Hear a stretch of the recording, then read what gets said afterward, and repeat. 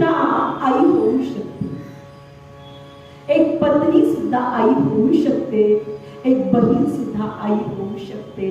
अहो, या कलियुगामध्ये प्रत्येक नात्याची ओळख बघायची असेल तर मित्राची ओळख संकटात बघावी, भावाची ओळख भांडणात बघावी, बहिणीची ओळख इस्टेटीच्या वाटण्यामध्ये बघावी आणि पत्नीची ओळख पतीच्या संकटामध्ये बघावी आणि पतीची ओळख पत्नीच्या आजारपणात बघावी. अशा प्रकारे आपण जेव्हा प्रत्येक नात्याला एक रूप देतो तेव्हा संत तुकाराम महाराज म्हणतात की पोटी भार आहे त्याचे सर्वस्व ही साहेब, तुका म्हणे माझे तुम्हा संतावरी बसे.